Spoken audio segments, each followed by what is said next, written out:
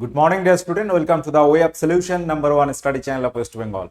তো আমি তোমাদের ডাল্টন স্যার। তোমরা এখন পাচ্ছ mixed GK class, GK dose 2.0 class number 16, 16তম ক্লাসে সকলকে স্বাগত জানাই। এবং আমাদের জুন মাসের যে ক্লাস রুটিন চলছে, এখানে আমার ক্লাস তোমরা পাচ্ছ সকাল 8:30 থেকে দ্য ওয়ে অফ সলিউশনে।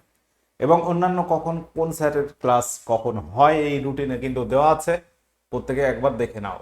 প্রত্যেক ক্লাসের নোটিফিকেশন বা লিঙ্ক পেতে আমাদের টেলিগ্রামে তোমাকে যুক্ত হতে হবে। একদম যথা সময়ে কিন্তু ক্লাসের লিঙ্ক তোমরা পাবে Telegram, verified Telegram group the way of solution. এবং আমাদের পেড কোর্স আমরা করাচ্ছি আমাদের নিজস্ব অ্যাপ TWS একাডেমি নামক অ্যাপে। প্লে স্টোরে তোমরা অ্যাপটি পেয়ে যাবে।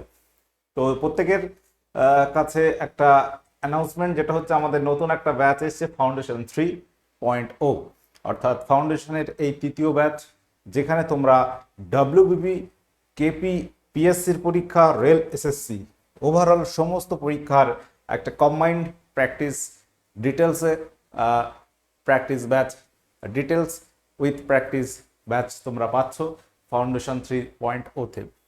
ঠিক আছে, তো এখানে সমস্ত বিষয়ে সিলেবাস ভিত্তিক ক্লাস প্লাস মক টেস্ট কিন্তু প্রোভাইড করা হবে। অর্থাৎ এই ব্যাচটা তুমি যদি নাও, সেক্ষেত্রে তুমি যদি নতুন ক্যান্ডিডেট হও, কিভাবে পড়তে হবে, কোন বিষয়ে পড়তে হবে, কোন বিষয়ের কতটুকু পড়তে হবে, সব কিন্তু এই ব্যাচ প্ল্যানেই আছে, চিন্তার কিছু নেই। এবং প্রাইস কিন্তু এখনো 70% অফ চলছে, কয়েকদিন আছে। ওকে, এবং এই ব্যাচটাকেই আমরা আবার, যদি কারো মনে হয় যে স্যার আমার ম্যাথ ভালো নেই, শুধু ম্যাথ নিতে চাই, তো ম্যাথ নিতে পারো। তখন আর ফাউন্ডেশন 3.0 যারা টোটাল নিতে চাও একসাথে পাচ্ছ। আর যদি না, শুধু ম্যাথ প্রয়োজন, বা কারো শুধু জিকে প্রয়োজন, বা কারো রিজনিং, বা কারো শুধু ইংরাজি প্রয়োজন, তো সেক্ষেত্রে তোমরা আলাদা আলাদা ব্যাচ রয়েছে। মানে ফাউন্ডেশন 3.0 সেকশন আছে, যে কোনো যার যেটা অসুবিধা বা ঘাটতি সেটা তুমি নিতে পারো। তো এই ফেসিলিটি আছে। এবং আমরা আজকের আলোচনা শুরু করছি। প্রথম প্রশ্ন, বেনারস হিন্দু ইউনিভার্সিটি কে স্থাপন করেছিল? পরীক্ষায় প্রশ্নটা পেতে পারো, ভেরি ভেরি ইম্পর্টেন্ট একটা প্রশ্ন। বেনারস হিন্দু ইউনিভার্সিটি কে স্থাপন করেছিল?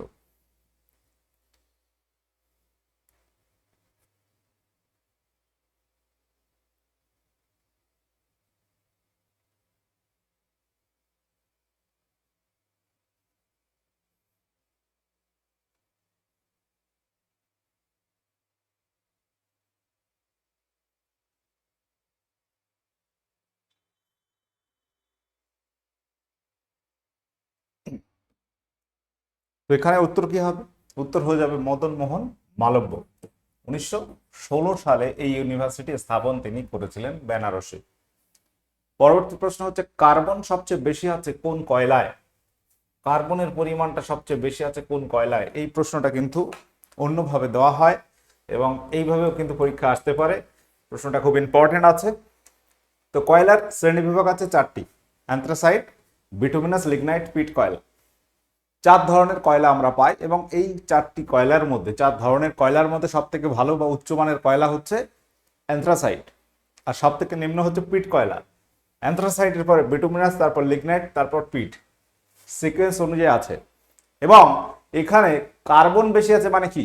কয়লা মানেই তো কার্বন, তাই তো? তো অ্যান্থ্রাসাইটে বেশি থাকে সব থেকে, তাহলে 1 নম্বর র্যাঙ্ক এটা। সেকেন্ড হচ্ছে বিটুমিনাস, থার্ড হচ্ছে লিগনাইট, এবং লাস্ট বা ফোর্থ কার্বনের দিক থেকে কার্বন সব থেকে কম পাওয়া যায় পিট কয়লায়। তো এখানে আরেকটা ইনফরমেশন যেটা তোমাকে মনে রাখতে হবে, যে ভারতবর্ষে যদি প্রশ্ন আসে যে কোন ধরনের কয়লা বেশি পাওয়া যায়, এই 4 ধরনের কয়লা টোটাল আমরা পাচ্ছি। তো এই 4 ধরনের মধ্যে ভারতে সব থেকে কোন কয়লা বেশি পাওয়া যায়, এটাও কিন্তু প্রশ্ন আসে। ভারতে বিটুমিনাস কয়লা, ভারত তথা আমাদের ওয়েস্ট বেঙ্গলে যদি বলো, বিটুমিনাস কয়লা বেশি পাওয়া যায়। বিটুমিনাস কয়লা বেশি পাওয়া যায়। কয়লা সংক্রান্ত আরো বেশ কিছু প্রশ্ন আছে। কয়লা খনি, সর্বপ্রথম কয়লা খনি আবিষ্কৃত হয়েছিল পশ্চিমবঙ্গের রানীগঞ্জে। আর রানীগঞ্জে কিন্তু প্রথম কয়লা খনি আবিষ্কৃত হয়। এবং আমরা আরেকটা প্রশ্ন পরীক্ষায় দেখব যে 80% কয়লা সঞ্চিত আছে কোন নদীর অববাহিকায়? WBCS এসেছিল 80%, অর্থাৎ 80% কয়লা ভারতে সঞ্চিত আছে দামোদর নদী অববাহিকায়? তো কয়লা রিলেটেড এই প্রশ্নগুলো কিন্তু পরীক্ষায় আসে। প্রশ্নটা একটু জাস্ট হাইলাইট করি। 80% কয়লা সঞ্চিত আছে দামোদর নদী অববাহিকায়। এই কয়লা রিলেটেড প্রশ্ন পরীক্ষায় আসে। আচ্ছা, 1 বাইট ইকুয়াল টু কত বিটস? এই কম্পিউটার রিলেটেড প্রশ্ন কিছু কিছু থাকে, ডেটা রিলেটেড, এগুলো একটু জাস্ট নলেজে রাখতে হবে। মাঝে মাঝে এইগুলো ভুলেই যাবে তোমার, আবার রিভিশন করলে মনে পড়ে যাবে। তো কিলোবাইট, মেগাবাইট, গিগাবাইট, টেরাবাইট এই সমস্ত আছে। এখানে 1 বাইট ইকুয়াল টু 8 বিটস। ওকে, 4 বিটসে বলা হচ্ছে 1 নিবিল। 1 নিবিল। আচ্ছা, 1024 বাইটে কি হয়? 1 কিলোবাইট, 1 কেবি। এইগুলো আমরা প্রত্যেকে একটু জানি, তাই তো? 1024 কিলোবাইটে কি হবে? 1024 কিলোবাইট, এটা হবে 1 এমবি, মেগাবাইট। আচ্ছা, 1024 এমবি, এটাতে আমরা কি পাচ্ছি? এমবিতে পাচ্ছি 1 জিবি, গিগাবাইট। আচ্ছা, 1024 জিবিতে আমরা কি পাচ্ছি? 1 টিবি, টেরাবাইট। তাই তো? এই যে বেসিক ইনফরমেশন, এগুলো আমাদের একটু মনে রাখতে হবে। ওকে, আরেকটা প্রশ্ন হয়, 16 বিটস হবে 1 ওয়াট।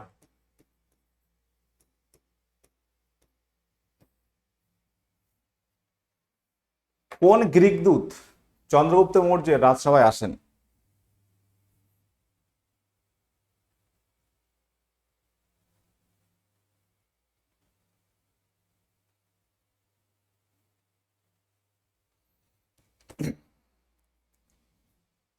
গ্রিক দূত মেগাস্থেনিস, সেলুকাসের দূত হিসেবে মেগাস্থেনিস ভারতে এসেছিলেন।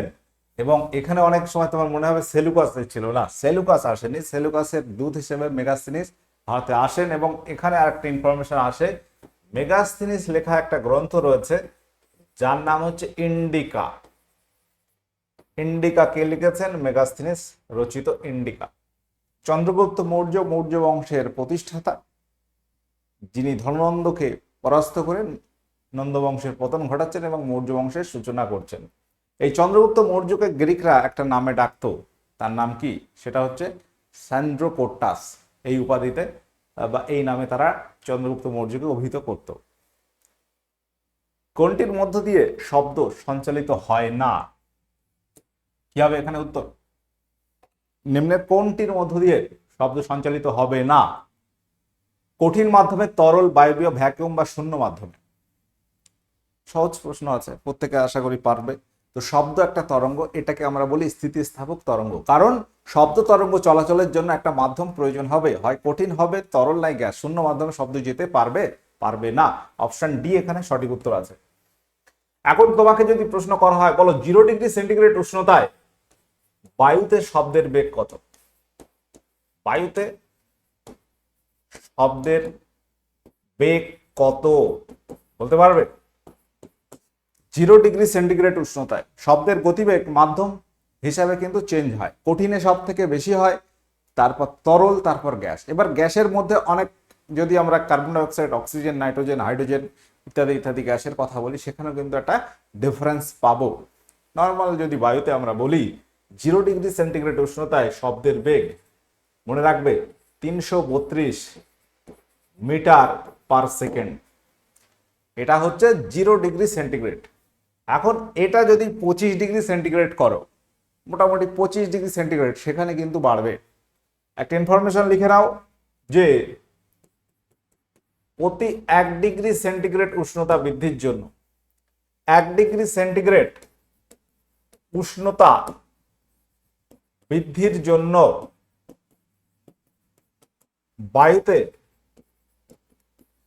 বায়ুতে শব্দের বেগ 61 সেন্টিমিটার পার সেকেন্ড হারে বৃদ্ধি পায়। 61 সেন্টিমিটার পার সেকেন্ড, মানে 1 সেকেন্ডে 61 সেন্টিমিটার বেশি যাবে যদি 1 ডিগ্রি উষ্ণতা বাড়ানো হয়। ঠিক আছে, 61 সেন্টিমিটার পার সেকেন্ড হারে বৃদ্ধি পায়। তাহলে একটা ইনফরমেশন তোমরা পেলে, এটা মনে রাখতে হবে, পরীক্ষায় আসতে পারে।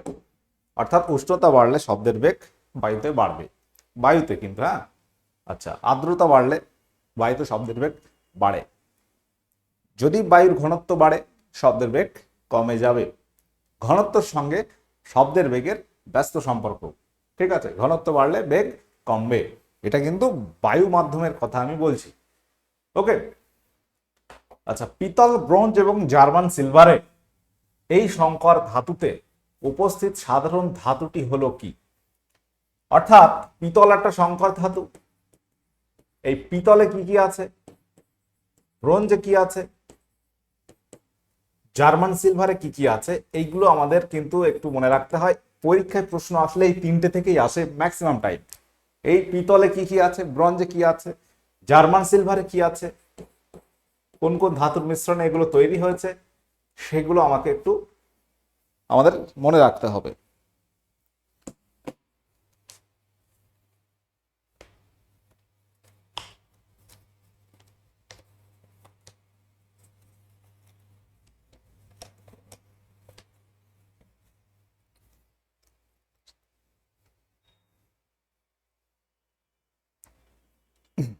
তাহলে আমরা কি বলবো, এখানে উত্তর কি হবে? কপার। যারা কপার করেছো, কপার অর্থাৎ তামা, অপশন সি যারা করেছো সঠিক আছে।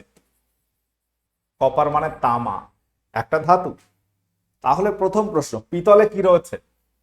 পিতলে আছে, লিখে নাও, পিতলে আছে তামা প্লাস দস্তা। ব্রোঞ্জে কি আছে? ব্রোঞ্জে আছে তামা প্লাস টিন। জার্মান সিলভারে কি আছে? তামা প্লাস দস্তা প্লাস আর একটা কি রয়েছে বলতো, নিকেল।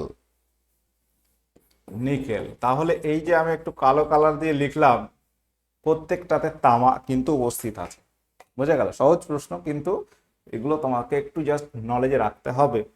তোমার তামা এবং দস্তার মিশ্রণে তৈরি হচ্ছে পিতল, অর্থাৎ তামা মানে হচ্ছে Cu প্লাস দস্তা মানে Zn, আর এটা মানে তামা মানে Cu প্লাস টিন মানে Sn। আচ্ছা, এখানে copper plus Zn plus Ni। ঠিক আছে, সংকেতগুলো মনে রাখতে হবে, তখন কিভাবে দেবে তোমাকে অ্যান্সার করে আসতে হবে পরীক্ষায়। সম্প্রতি কোন মন্ত্রণালয় মাই সিজিএইচএস iOS এই অ্যাপ চালু করলো?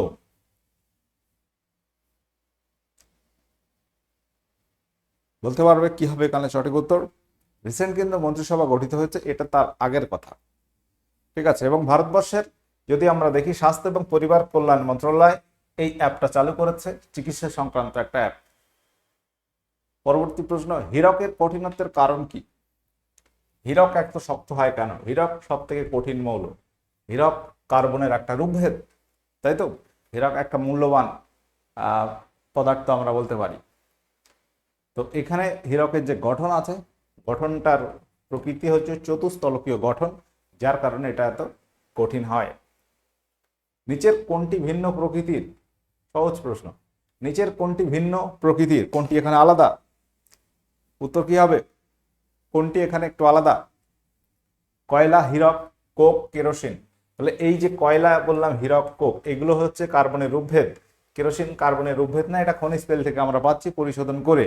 কেরোসিন আবার তরল। যাই হোক, তো এইগুলো এই ধরনের প্রশ্ন পরীক্ষায় থাকে। এবং এখানে এই যে প্রশ্নটা আছে, প্রেসার কুকারের প্রস্তুতিতে যে নীতিকে কাজে লাগানো হয় সেটি কি? খুব ইম্পর্টেন্ট একটা কোশ্চেন সায়েন্স থেকে, প্রেসার কুকার রিলেটেড প্রশ্ন কিন্তু আসে। প্রেসার কুকারে আমরা কি করি, তরলের উপর ঢাকনা দিয়ে দিলে তাড়াতাড়ি উত্তপ্ত হয়, তরলের উপর চাপ কমালে উষ্ণতা বাড়ে। আচ্ছা, তরলের উপর চাপ বাড়ালে তরলের স্ফুটনাঙ্ক বাড়ে, নাকি কোনোটি নয়? প্রেসার কুকারে আমরা কি করছি, টোটালটা আবদ্ধ করে দিচ্ছি। আবদ্ধ করে দেওয়া মানে হচ্ছে চারিদিক থেকে আবদ্ধ করে দেওয়া মানে চাপ বাড়িয়ে দিচ্ছি সেখানে, তাই তো। ধরো জল ফুটছে, তো সেটাকে ঢাকনা দিয়ে আবৃত করে দিলাম একদম, কি সেখানে আর কোনো হাওয়া পাস করার জায়গায় নেই, একটা ভালভ আছে, তাই তো। তো চাপটা বাড়িয়ে দিচ্ছি, যার ফলে চাপ বাড়ালে স্ফুটনাঙ্ক বাড়ে। এই যে ধর্ম, এটা কিন্তু কাজে লাগানো হচ্ছে। এবং প্রেসার কুকারের ভিতরে বলা হচ্ছে বায়ুমণ্ডলে দ্বিগুণ চাপ থাকে এবং স্ফুটনাঙ্কটা কত হয়। যদি আমরা বলি জলের স্ফুটনাঙ্ক কত, জলের স্ফুটনাঙ্ক কত হবে বলতো? অর্থাৎ জল ফুটে কখন বাষ্পে পরিণত হয় সেটাকে বলা হবে জলের স্ফুটনাঙ্ক। প্রত্যেকে তোমরা জানো 100 ডিগ্রি সেন্টিগ্রেড। এখন এই যে প্রেসার কুকারের কথা আমরা বললাম, প্রেসার কুকারে জল ফুটছে আরো বেশি তাপমাত্রায়, তার উষ্ণতা বাড়ানো হচ্ছে, তরলের উপর চাপ বাড়ালে স্ফুটনাঙ্ক বাড়ে। তাহলে প্রেসার কুকারের ভিতরে এই স্ফুটনাঙ্ক জলের কত হবে জানো? প্রেসার কুকারে স্ফুটনাঙ্কটা হবে, প্রেসার কুকারে হবে 120 ডিগ্রি সেন্টিগ্রেড। এটা হবে 120 ডিগ্রি সেন্টিগ্রেড, অর্থাৎ তোমরা দেখতে পাচ্ছ ইনক্রিজ হচ্ছে 20 ডিগ্রি সেন্টিগ্রেড। এখন বললাম যে চাপটা বায়ুমণ্ডলীয় যে চাপ তার দ্বিগুণ করা হচ্ছে। দ্বিগুণ করা হচ্ছে মানে এই না যে উষ্ণতাটাও দ্বিগুণ বাড়বে, ঠিক আছে। সেই রেশিওটা কিন্তু সমান হবে না, কিন্তু স্ফুটনাঙ্ক ওভারঅল বাড়বে। আচ্ছা, পরবর্তী প্রশ্ন, ভারতের মূল সংবিধানে কতগুলি ধারা ছিল? অর্থাৎ ভারতবর্ষে যখন সংবিধান চালু হয়েছিল 1950 সালের 26শে জানুয়ারি, আমরা জানি প্রত্যেকে 26শে জানুয়ারি প্রজাতন্ত্র দিবস পালন করা হয়। তো এই দিন সংবিধান চালু হয় এবং সেই সময়ে সংবিধানের কটি ধারা ছিল? পরবর্তীকালে প্রচুর অ্যামেন্ডমেন্ট হয়েছে, সংশোধন, কিছু উপধারা যুক্ত হয়েছে, ক খ গ ঘ করে বাংলায় আর ইংরেজিতে ABCD করে লেখা হয়, ঠিক আছে। তো এইভাবে কিন্তু অনেক ধারা যুক্ত হয়েছে। তো সেই সময় ছিল আর্টিকেল হচ্ছে 395টা। এখন কিন্তু পরীক্ষার প্রশ্ন আসে না বর্তমান আর্টিকেল কটা, এটা কোন প্রশ্ন আসে না, কারণ আর্টিকেল অনেকটা উপধারা দ্বারা হয়েছে, অনেকগুলো হয়েছে, তো সেই জন্য ওইভাবে প্রশ্ন থাকে না। আর্টিকেল 395টা ছিল, সেই সময় পার্ট বা অধ্যায় ছিল 22টি এবং শিডিউল বা তফসিল ছিল 8টি, তখন ছিল 8টি। তো এই রকম প্রশ্ন পরীক্ষায় থাকবে, তোমাকে অ্যান্সার করে আসতে হবে। অপশন বি যারা করেছো একদমই সঠিক আছে। আচ্ছা, পরবর্তী প্রশ্ন, পাকস্থলীতে অ্যাসিড মিশ্রিত অর্ধপাচিত খাদ্যকে কি বলে? পাকস্থলী, এটা যে অর্ধপাচিত অ্যাসিড মিশ্রিত পাকস্থলী থেকে আমরা জানি HCl নির্গত হয়, যেটা পরিপাকে সাহায্য করে। তো এই অর্ধপাচিত খাদ্যকে কি বলা হয়? কাইম, কাইল, বোলাস নাকি ফিসে? উত্তর কি হবে? সকলে সেশনটি লাইক শেয়ার করবে এবং ধৈর্য ধরে ক্লাস করতে থাকো, অনেক ইনফরমেশন জানবে, অনেক কিছু কনসেপ্ট ক্লিয়ার হবে, পাশাপাশি তোমরা একটা প্র্যাকটিস করতে পারছো। এটাকে বলা হবে কাইম। Option A. অশোককে বৌদ্ধ ধর্মে দীক্ষিত করেন কে? অশোককে কে বৌদ্ধ ধর্মে দীক্ষিত করেন? আমরা জানি সম্রাট অশোক মৌর্য বংশের শ্রেষ্ঠ রাজা, তাকে বলা হয় মৌর্য সাম্রাজ্যের শ্রেষ্ঠ রাজা অশোক, অশোক দ্য গ্রেট। সেই অশোক একটা সময়ে আমরা জানি ভয়ঙ্কর ভয়ঙ্কর যুদ্ধ করেছেন। কলিঙ্গ যুদ্ধ ইতিহাসে একটা গুরুত্বপূর্ণ জায়গা, যেখানে আমরা দেখব অশোক প্রচুর মানুষকে সেখানে হত্যা করেছেন সেই যুদ্ধে, এবং তার নাম হচ্ছে চণ্ডাশোক, তাই তো, চণ্ডাশোক। তারপর তার মনের মধ্যে এক অনুশোচনা আসে এবং তিনি বৌদ্ধ ধর্ম গ্রহণ করেন, এবং সেই জায়গা থেকে তারপরে তিনি আর লাইফে কোনোদিন যুদ্ধ করেননি, প্রজা সেবায় নিজেকে নিযুক্ত করেছিলেন, এবং তারপর তার অবস্থানটা হচ্ছে ধর্মাশোক। তো এই অশোককে বৌদ্ধ ধর্মে দীক্ষিত করেছিলেন উপগুপ্ত, নামটা মনে রাখবে, উপগুপ্ত। অপশন বি এখানে সঠিক উত্তর আছে। এবং বৌদ্ধ ধর্ম গ্রহণ করার পরে তার সময়ে আমরা জানি তৃতীয় বৌদ্ধ সংগীতি অনুষ্ঠিত হয়। তৃতীয় বৌদ্ধ সম্মেলন কোথায় অনুষ্ঠিত হয়েছিল? তৃতীয় বৌদ্ধ সংগীতি বা সম্মেলন অনুষ্ঠিত হয় পাটলিপুত্রে। পাটলিপুত্র আনুমানিক 250 বিসি নাগাদ। এবং সেখানে এই তৃতীয় বৌদ্ধ সম্মেলনে বৌদ্ধদের যে ধর্মগ্রন্থ ত্রিপিটক, এই ত্রিপিটক রচনাটা কমপ্লিট হয়েছিল। 3টি পিটক, বিনয় পিটক, সূত্র পিটক, অভিধর্ম পিটক, এই তৃতীয় বৌদ্ধ সম্মেলনে এসে এটা কমপ্লিট হয়, মনে রাখবে। আচ্ছা, পরবর্তী প্রশ্ন, বর্গাদার প্রথা প্রথমে প্রয়োগ করা হয় কোথায়? বর্গাদার প্রথা, তো এটি প্রথমে চালু হয়েছিল কোথায়? যদি প্রশ্ন আসে অপশন সি, পশ্চিমবঙ্গ আমাদের রাজ্যে এটি প্রথম প্রয়োগ করা হয়েছিল। তো প্রথমে একটা ওয়েস্ট বেঙ্গল বর্গাদার অ্যাক্ট আছে 1950-তে, এবং পরবর্তীতে অপারেশন বর্গা নামক একটা অভিযান চলে, যেখানে 1978 সালে এই বর্গাদার প্রথা প্রথমে পশ্চিমবঙ্গে চালু হয়েছিল। আচ্ছা, বর্গাদার প্রথা বলতে গেলে কি? বর্গাদার প্রথা হচ্ছে যে একটা সময় এক এক জমিদারের কাছে প্রচুর জমি ছিল, সেই জমিগুলো অনেক যাদের দোস্ত, যাদের জমি নেই, কিছু কিছু তাদেরকে দেওয়া হয়েছিল, ঠিক আছে, জমি বন্টন করা হয়েছিল। পটাশিয়াম পারম্যাঙ্গানেট এই যে দ্রবণ, এটি কি বর্ণের হয়? পটাশিয়াম পারম্যাঙ্গানেট দ্রবণ এটি কি বর্ণের হয়? অপশন হবে অপশন বি। অপশন বি এখানে সঠিক উত্তর হয়ে যাবে, বেগুনি। সিকিম এবং তিব্বতের মধ্যে সংযোগ রক্ষাকারী গিরিপথটি হলো কি? সিকিম ও তিব্বত, তিব্বত কোথায় পড়ছে? চীনের মধ্যে। সংযোগ রক্ষাকারী গিরিপথ হচ্ছে অপশন সি, নাথুলা পাস। মনে রাখবে, অপশন সি নাথুলা পাস, খুব ইম্পর্টেন্ট একটা প্রশ্ন। এবং আরো কিছু ইনফরমেশন তোমরা যদি চাও, জজিলা পাস, যেটা হচ্ছে শ্রীনগর এবং লে, লাদাখের রাজধানী লে, এর মধ্যে রয়েছে। ভোরঘাট পাস, যেটা মুম্বাই এবং পুনের মধ্যে, দুটো শহরকে সংযোগ রক্ষা করছে। পালঘাট পাস, কেরালা এবং তামিলনাড়ুর মধ্যে, যেটা নীলগিরি টু আন্নামালাই এর মধ্যে সংযোগ রক্ষা করে। তো এই ইনফরমেশনগুলো তোমাদের একটু মনে রাখা প্রয়োজন আছে, পরীক্ষা আসতে পারে। সম্প্রতি কোথায় ওয়ার্ল্ড ফিউচার এনার্জি সামিট অনুষ্ঠিত হয়েছে? ওয়ার্ল্ড ফিউচার এনার্জি সামিট অনুষ্ঠিত হলো দুবাই, ইরান, আবুধাবি, ইরাক। উত্তরটা কি হবে? ওয়ার্ল্ড ফিউচার এনার্জি সামিট অনুষ্ঠিত হয়েছে এটি আবুধাবিতে। তোমরা বলবে আবুধাবিটা কোন দেশের মধ্যে পড়ছে? বহুবার আমরা আলোচনা করেছি। আচ্ছা, নিচের কোনটি প্রত্যক্ষ কর নয়? ডিরেক্ট ট্যাক্স নয়। কি হবে এখানে উত্তর? আয়কর, সম্পত্তি কর, আচ্ছা, goods and service tax, corporation কর। অর্থাৎ অপশন সিতে বলা হচ্ছে জিএসটি। ভারতের যে ট্যাক্স সিস্টেম রয়েছে, কর ব্যবস্থা, এখানে কিছু রয়েছে ডিরেক্ট ট্যাক্স, কিছু indirect tax.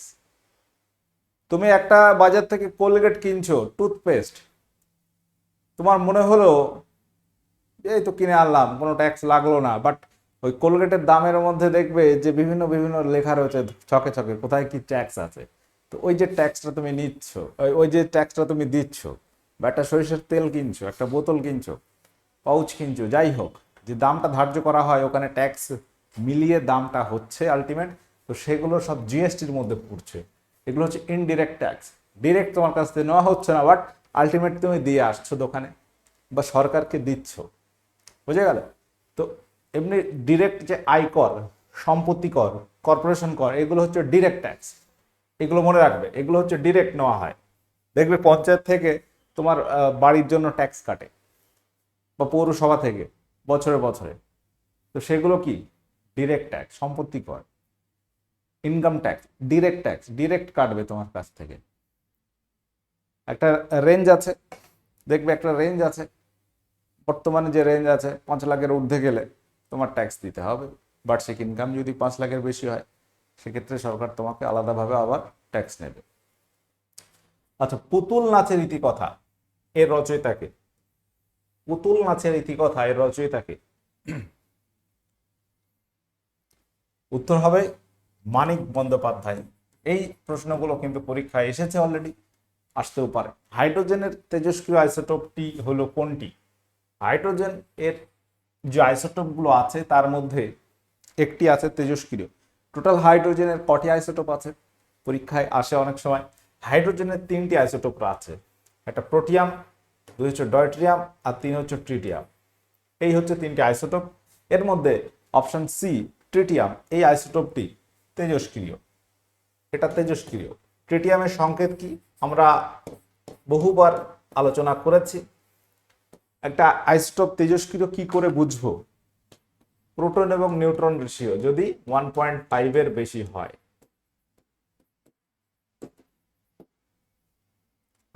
Neutron proton ratio উল্টো হয়ে গেছে নিউট্রন প্রোটন রেশিও। এখানে নিউট্রন কটা আছে, প্রোটন কটা আছে, 1 বেশি হলে সেটি তেজস্ক্রিয় হবে, মৌলটি তেজস্ক্রিয় হয়। এখন এখানে ট্রিটিয়ামের প্রোটন কটা আছে? প্রোটন আছে একটি। নিউট্রন কটা আছে? নিউট্রন আছে 3 - 1, দুটি। তাহলে এখানে নিউট্রন বাই প্রোটন রেশিওটা তুমি যদি দেখো 2/1 মানে হচ্ছে 2, অর্থাৎ এটি হচ্ছে 1.5 বেশি হয়ে যাচ্ছে, যার ফলে এই আইসোটোপটি তেজস্ক্রিয় হবে। আচ্ছা, পরবর্তী তো ফাউন্ডেশন 3 এই ব্যাচটা আমরা লঞ্চ করেছি এবং ব্যাচের ক্লাস শুরু হচ্ছে 18/6/2024 থেকে। প্রত্যেকে যারা কানেক্ট আছো দেখে রাখো, একটা ফাউন্ডেশন তুমি নাও, যারা নাওনি আগে, নতুন যারা দেখছো আমি বলবো যে একটা ফাউন্ডেশন নাও। তুমি পরীক্ষার জন্য পড়ছো, বাট আলটিমেট কি পড়তে হবে, কতটুকু পড়তে হবে, কোন জায়গা থেকে, তুমি সেটা বুঝতে পারছো না। কারেন্ট অ্যাফেয়ার্স কোথা থেকে পড়বো বা কি ধরনের প্রশ্ন পরীক্ষায় আসে। তো টোটাল একটা কম্বাইন্ড ব্যাচ, এই ব্যাচটা তুমি যদি নাও, বর্তমান 70% অফ আছে, দ্রুত নিয়ে নাও। যদি নেওয়ার হয় দ্রুত নাও, ঠিক আছে? আর যদি মনে হয় নেবো না, সেটা আলাদা কথা। বাট যদি আর 10 দিন পরে নাও, কিছু ক্লাস হয়ে যাবে, সেগুলো তোমার রেকর্ড দেখতে হবে। ওভারঅল লাইভ ক্লাস হবে, প্রত্যেকটা ক্লাস লাইভ ক্লাস হবে, যেটা তোমাকে কাজে আসবে। এই যে এখন এই ফেসিলিটিটা আছে, আজ থেকে 5 বছর আগে কিন্তু এতটা ছিল না, এতটা মানে সুন্দরভাবে গুছিয়ে উপস্থাপন করা সম্ভব হয়নি কারো পক্ষে। এখন কিন্তু সম্ভব আছে এবং তুমি বাড়ি বসেই একটা ভালো প্রস্তুতি নিতে পারছো, এটাও কিন্তু একটা ব্যাপার। এবং এই ব্যাচটাকে ভেঙে আবার 4টি ব্যাচ রয়েছে আমাদের আলাদা আলাদা, জিকে, রিজনিং, ম্যাথ, ইংলিশ। যার যে বিষয়ে অসুবিধা আছে সে আলাদাভাবে যে কোনো একটা ব্যাচ যার অসুবিধা অনুযায়ী নিতে পারো। যাই হোক, তো একটা উদ্দেশ্য হচ্ছে তোমার পড়তে হবে, চাকরি পেতে গেলে তোমাকে পড়তে হবে, একটা সিলেবাস কভার করতে হবে, সে তুমি যেখান থেকে খুশি করতে পারো, বাট তুমি করো। তুমি চাকরির জন্য পড়ছো মানে তোমার করা উচিত, তাই না? আচ্ছা, ক্যাডি একটা শব্দ যেটি কোন খেলার সঙ্গে যুক্ত? Cricket, golf, loan tennis, basketball. তো এই ধরনের কিছু খেলাধুলো রিলেটেড টার্ম পরীক্ষায় আসে। উত্তর হবে গলফ খেলার সঙ্গে যুক্ত। গলফ খেলার সঙ্গে একটা উল্লেখযোগ্য শব্দ রয়েছে টি, বুগি। এই যে টার্মগুলো, এগুলো কিন্তু গলফের সঙ্গে রিলেটেড, ঠিক আছে? এগুলো হচ্ছে গলফ খেলার সঙ্গে যুক্ত। একটা উল্লেখযোগ্য গলফার নাম হচ্ছে টাইগার উডস, যিনি একটা সময় খুব ফেমাস ছিলেন গলফ খেলায়। গলফ খেলা যেটা ভারতেও কিন্তু এখন অনেকটাই জনপ্রিয়তা পাচ্ছে ধীরে ধীরে। ওকে, আচ্ছা, সূর্যের নিকটতম গ্রহটি হলো কি? সহজ প্রশ্ন আছে, দেখো পরীক্ষায় সহজ কঠিন সব রকম থাকবে, তোমাকে অ্যান্সার করতে হবে। বুধ হচ্ছে সব থেকে কাছের গ্রহ এবং সব থেকে দূরে কি আছে? সব থেকে দূরে আছে নেপচুন। সূর্য থেকে দূরত্ব অনুসারে প্রথম হচ্ছে বুধ, তারপর শুক্র, আমাদের পৃথিবী 3 নম্বর, মঙ্গল 4, বৃহস্পতি 5, শনি 6, ইউরেনাস 7, নেপচুন সবার শেষে আছে। ভারতের রাষ্ট্রপতিকে ইমপিচ করতে পারে কে? ভারতের রাষ্ট্রপতিকে ইমপিচ করতে পারে কি? ইমপিচ মানে অপসারণ করতে পারে। ইমপিচমেন্ট বলে একটা কথা আছে, যে কথাটি শুধু রাষ্ট্রপতির অপসারণের ক্ষেত্রেই প্রযোজ্য, আলাদা ক্ষেত্রে কিন্তু নয়। এবং আর্টিকেল নাম্বার কত আছে ভারতবর্ষে? আর্টিকেল 61 আছে সংবিধানে, যেটা রাষ্ট্রপতিকে ইমপিচ করতে পারে সংসদ। সংসদ মানে উভয় কক্ষ, লোকসভা রাজ্যসভা উভয় কক্ষের কথা এখানে বলা হচ্ছে। তাপমাত্রা বৃদ্ধিতে কোন তরলের সান্দ্রতা কি হয়? সান্দ্রতাটা কি? ভিসকোসিটি, এটা হচ্ছে তরল চলার পথে যে বাধা অনুভব করে, বাধা বল। তো এই বাধা বলটা কমে যাবে তরলের ক্ষেত্রে। গ্যাসের ক্ষেত্রে হবে উল্টো। গতদিনে তোমাদের হোমওয়ার্ক ছিল একটি তরল অধাতু হলো কি? অধাতু এবং তরল, এটা হচ্ছে ব্রোমিন। তোমাকে যদি বলা হয়, বলো জল একটা অধাতু নাকি ধাতু? এটাও তো তরল, বাট জল কিন্তু অধাতু হবে? বলো তো, জল কিন্তু অধাতুই না। ধাতু অধাতু, ধাতু গল্পের মধ্যে জল নেই। জল একটা যৌগিক পদার্থ। জল হচ্ছে একটা যৌগিক পদার্থ। ওকে, মৌলিক পদার্থ, যৌগিক পদার্থ, আর একটা হচ্ছে মিশ্র পদার্থ। প্রকৃতিতে আমরা যে সমস্ত ম্যাটার বা পদার্থ পাচ্ছি সেটাকে প্রথম ভাগ করা হচ্ছে মৌলিক পদার্থ। ঠিক আছে? তো মৌলিক পদার্থ মানে সেটা একটা উপাদান দিয়েই তৈরি হবে। এই মৌলিক পদার্থের আবার তিনটে ভাগ, একটা হচ্ছে ধাতু, একটা অধাতু, আর একটা হচ্ছে ধাতু কল্প, মেটালয়েড। মেটাল, নন মেটাল, মেটালয়েড। তো এর মধ্যে কিন্তু জল টল নেই। জল হচ্ছে যৌগিক। দুই বা তার বেশি উপাদান দিয়ে যদি একটা নতুন ধর্মের পদার্থ তৈরি হয় সেগুলোকে যৌগিক পদার্থ বলা হয়। আর মিশ্র মানে অনেক রকম মিশ্রণে তৈরি হবে। আচ্ছা, তোমাদের এটা হোমওয়ার্ক থাকবে। ভারতের সংবিধান অনুযায়ী কৃষিক্ষেত্র হলো কিসের বিষয়? এটা অ্যান্সার করবে এবং 26 প্রশ্নের মধ্যে তোমার স্কোর কত হয়েছে একটু জানিয়ে দেবে। প্রশ্ন 26টা রয়েছে, বাট আলোচনা আমরা করেছি কিন্তু অনেক অনেক। তাই তো, ক্লাসগুলো করতে থাকো। আমাদের ফ্রি ক্লাস পেতে সাবস্ক্রাইব করে রাখো, নোটিফিকেশন অল করো, এবং TWS একাডেমিতে পেড কোর্স হচ্ছে। প্রত্যেকটা বিষয়ের চ্যাপ্টার ভিত্তিক ক্লাস পাবে উইথ MCQ, যেটা তোমাদের অ্যাকচুয়ালি কাজে লাগবে এবং খুব কার্যকরী হবে নেক্সট তুমি যে এক্সামগুলো দেবে তার জন্য। ঠিক আছে, এখানে আজকের আলোচনা এন্ড করছি। ওকে, সকলে ভালো থাকো, সুস্থ থাকো। ওকে, টাটা, বাই।